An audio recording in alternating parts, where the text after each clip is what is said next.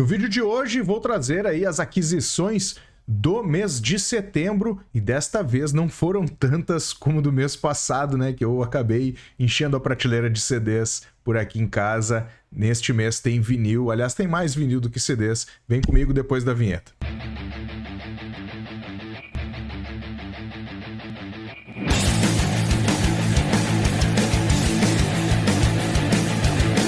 Fala Disconnectors, tudo numa boa? Marcelo Scherer na área, espero que esteja tudo bem com vocês. Pois então, Disconnectors, né? Esse mês eu fui um pouco mais...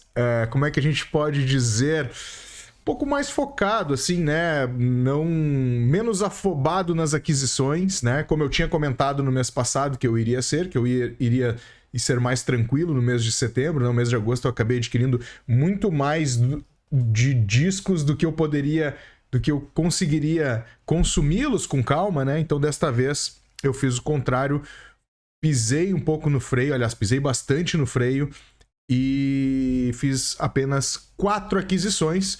E obviamente essas 4 aquisições estão sendo bem ouvidas, né? Com tranquilidade, sem muito desespero. Vamos lá então às aquisições, né?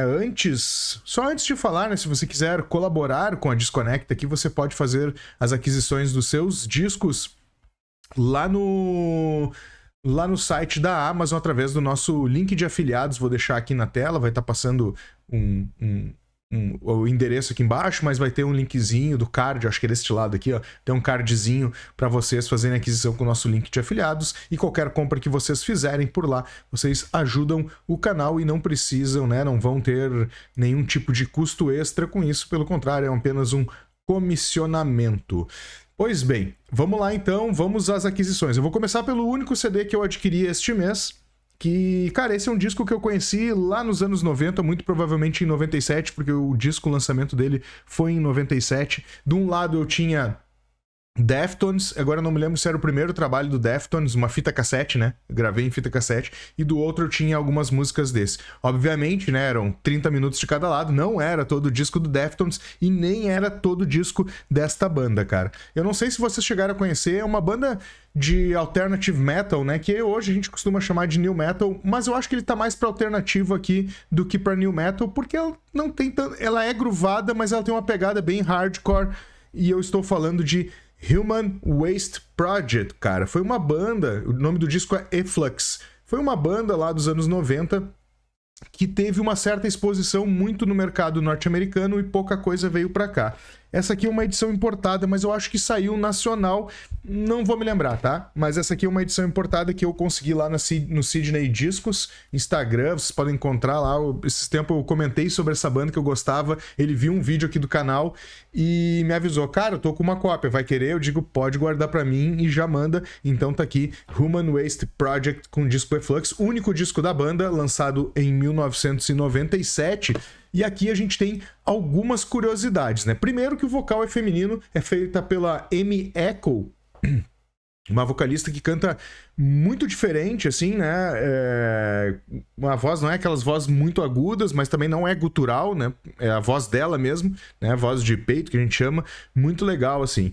A banda, cara, foi formada em 93... por, pasmem, pelo guitarrista Mike Tempesta, que trabalhou com Anthrax, né? Trabalhou como técnico de guitarra do Ian Scott e também gravou o disco, se não me engano, eu vou até confirmar aqui, mas eu acho que foi o disco Stomp 442 e o American Popeye, né? Foram 2 discos que ele trabalhou e também gravou a parte técnica, né? Trabalhou como técnico de guitarra no disco Persistent of Time, né? E depois ele veio a trabalhar no Power Man 5000, que, se não me engano, o vocalista é irmão do White Zombie.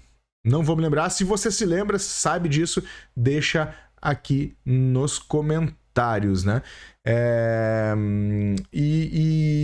Enfim, cara, eu acho essa mistura deles bem legal. Tem a parada de nu metal, assim, mas eu acho que vem muito mais ainda. Tem muito hardcore aqui. Então, se você gosta dessa linha, eu, como gosto muito dos anos 90 e principalmente deste início do nu metal ali, né? Assim, não sou o cara mais fanático do nu metal, mas peguei uma boa parte na minha adolescência do nu metal, né? Então, os primeiros trabalhos do Korn eu gosto. Do Deftones, cara, o Deftones até é uma banda que eu gosto de... Não toda a discografia, mas eu gosto das coisas atuais também, né? É uma banda que eu acompanho e gosto de ouvir também. Pra mim, é o grande expoente ali daquela geração, né? Aí tem umas outras galeras ali de nu metal que já não fazem muito a minha cabeça, né? Que acabaram sendo considerados, mas gosto do Soulfly, os primeiros trabalhos do Soulfly eu acho interessante, o próprio Roots, que muita gente diz que não é nu metal, mas tem ali o Ross Robson, né, na produção, então são coisas assim que eu curto mais ali, umas coisas mais de início de movimento, né, do que o que depois virou muito mais pop, né, assim, teve elementos de pop, mais entradas.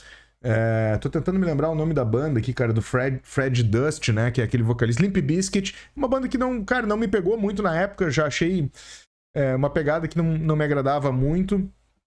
E tinha a banda do... Bom, não vou me lembrar. Quando eu me lembrar, eu recordo aqui.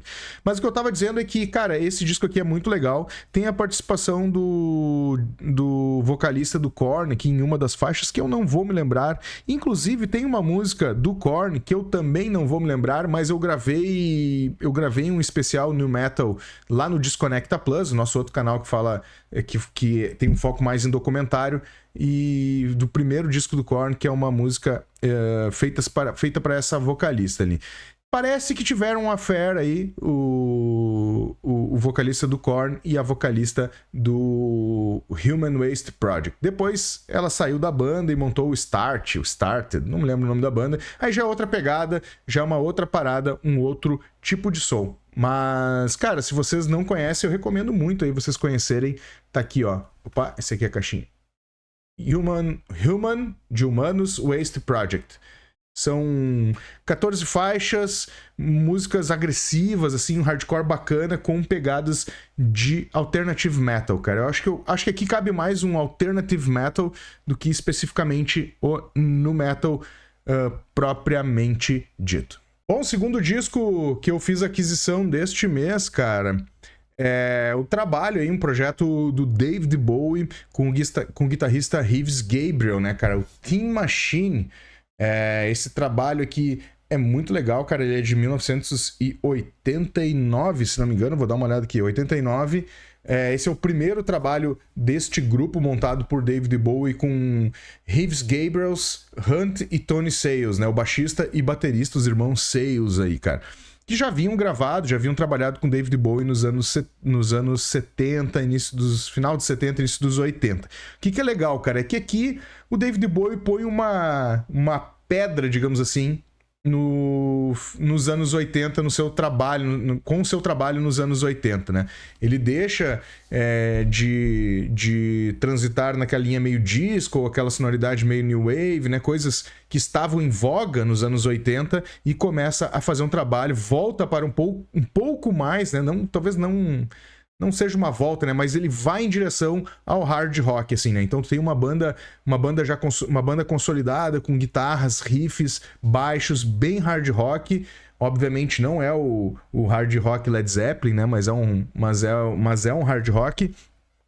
E como eu comentei, ele finalizou os anos 80, no qual ele começou muito bem, né? Ele começou com esse descasso aqui, o Let's Dance, né? De 82, se não me engano. Depois de ter passado pela fase de Berlim, a gente teve o disco aquele Scary Monster, né? Então, fase de Berlim é Low, Heroes e Lodger. Depois teve o Scary Monster, que também é um disco muito legal. O início dos anos 80 e 83 ele lança História com Let's Dance, mas depois ele faz dois discos que eu gosto muito, mas não são, assim, os grandes álbuns que contêm grandes hits dele, que é o Tonight e o Never Let Me Down. E aí, né, na carreira solo ele dá um tempo, volta em 93, e nesse meio tempo ele lança dois discos com o Tin Machine, este aqui, que é o próprio álbum homônimo, e o Tin Machine 2, que eu também tenho, né? Me faltava o 1 na coleção e eu encontrei por um preço bem legal ali na Shopee e acabei adquirindo, né? E aqui, como eu comentei, cara, ele é um David Bowie que está finalizando a sua fase anos 80, e botando um pezinho nos anos 90 com mais cara de banda, né? Então aqui não é só ele, não é só o David Bowie que compõe, ele compõe em conjunto com os outros 3 integrantes e ele tem uma pegada mais hard rock. Continuando a série das aquisições, eu tive que dar uma paradinha ali, não sei se vocês perceberam, porque a minha câmera ela não tá muito boa, cara. Quer dizer, ela tá boa, mas ela tá desfocando, né? Então, às vezes, eu tenho que parar o vídeo para pegar o foco de novo para poder falar, né? Normalmente, quando eu mostro um disco ou um objeto pequeno em mãos, ela foca no objeto e ela não volta depois o foco em mim. Então, só para deixar claro aí. E aqui, cara, uma das minhas paixões dos últimos 2 anos, né? Fiz 2 aquisições deste artista aí, se vocês já devem imaginar, né? Esse aqui é o primeiro, começando pelo 4º álbum solo dele. Eu estou falando do Neil Young, com esse descasso aqui, né, considerado uma obra-prima dele, né, o Harvest, juntamente com Everybody Knows This Nowhere, que é o 2º álbum. Aliás, essa fase inicial dele é muito legal, né? Quem gosta de David Bowie acaba se divertindo muito. Álbum de 73, eu tinha feito a aquisição no início do mês, ele havia chegado rapidinho pra mim, porém, cara, ele estava empenado, né? Aquela coisa de fazer aquisições na Amazon, né? Acontece às vezes dele vir empenado, e quando eu pedi novamente por ele, demorou bastante, chegou agora no início desse mês de outubro, mas como eu adquiri em setembro e ele havia chegado a primeira vez em setembro, ele tá entrando ainda pros discos de setembro. Cara, se você não conhece, o que eu acho difícil, né? Talvez esse seja o disco mais conhecido da carreira do David Bowie, assim, né? Eu não tem muito o que dizer aqui, né, cara? É um descasso, vale a pena conhecer se você não conhece. A carreira do David Bowie, como todos sabem, é uma carreira frutífera, muito grande. Ele vem relançando aí novos materiais, discos perdidos, que a gente chama, né? Lost Albums aí. E a gente até, o João do Viajando no Vinil, e também o Daniel Rezende ali do Alt Rock Brasil, lá no perfil no Instagram, a gente fez esses tempos um programa especial sobre o Neil Young. Vou deixar o linkzinho para vocês se vocês não viram ainda. 40 minutos aí batendo papo sobre esses Lost Albums, né, os discos perdidos do Neil Young, que recentemente ele relançou aí o Chrome Dreams, né, que de uma certa forma também foi lançado nos anos 70, se não me engano, em 76 que ele gravou. E, enfim, dá uma olhada lá no vídeo, a gente fala com mais profundidade sobre esses assuntos se você é fã do Neil Young, assim como eu, e como o João, e como o Daniel Rezende.